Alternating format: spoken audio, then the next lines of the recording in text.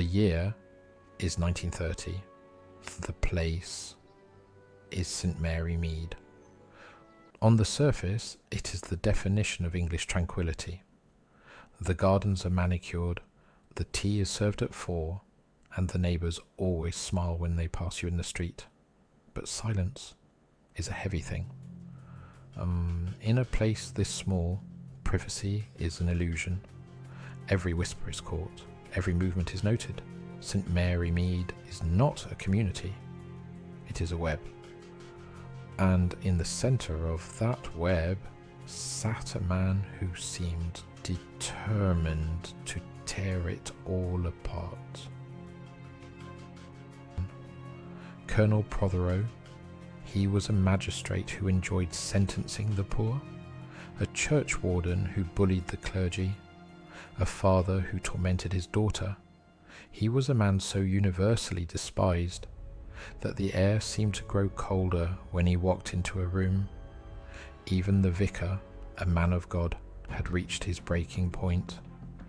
After a particularly brutal argument, he sat at his lunch table and said the words that would haunt him forever. Anyone who murdered Colonel Protheroe would be doing the world a service. That afternoon felt heavy. The air was thick with unsaid words. The Colonel was scheduled to visit the Vicarage that evening to discuss church finances.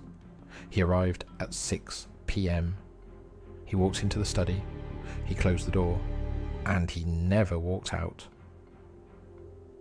At 6:45, the vicar returned.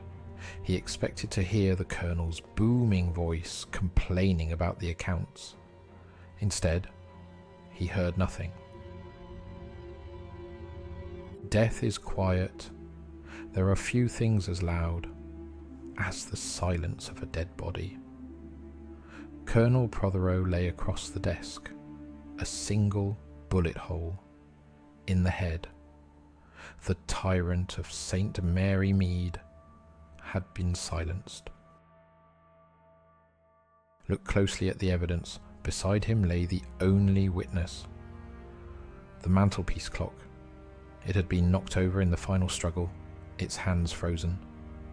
At 6:22, the police would call it a lucky break, a perfect timestamp for the murder.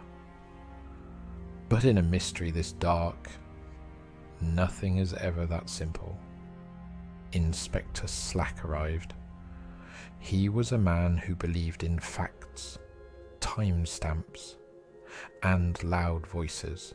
He looked at the clock, he looked at the body, and he was certain he would have this solved by dinner. But he quickly realized the problem. In St Mary Mead, you didn't look for the person who hated the Colonel. You had to look for the one person who didn't. His daughter wanted her inheritance. The local poacher wanted revenge. Even the nervous curate had been threatened by him. But all eyes turned to the artist, Lawrence Redding. He was the outsider, the bohemian, and everyone knew he had a secret reason to want the Colonel gone. Lawrence didn't wait to be caught. He walked into the station and confessed. I'm here to confess to the murder. I did it, he said. I shot him.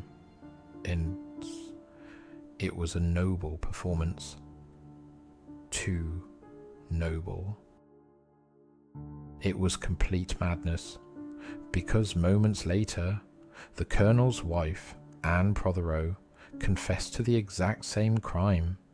Two lovers, trying to save each other from the hangman's noose. The inspector was furious. He knew one of them was lying. He didn't realize they both were. While the police chased shadows, the truth was sitting in a wicker chair, pruning roses. Miss Jane Marple. She was not a detective. She was a student of human nature. She often said that village life is full of wickedness.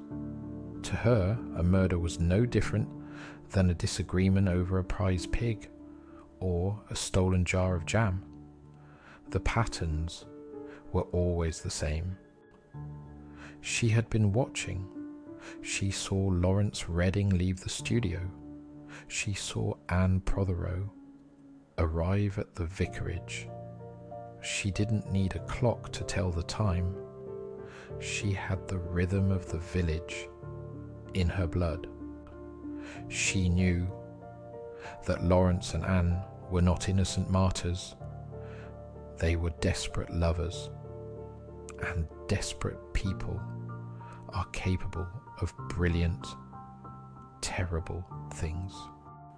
The clock was the lie. Lawrence Redding didn't knock it over during a fight. He walked into the study and calmly, deliberately, turned the hands back to 6:22. He created a fake time of death to give himself an alibi later. It was a silent kill. He didn't just use a gun.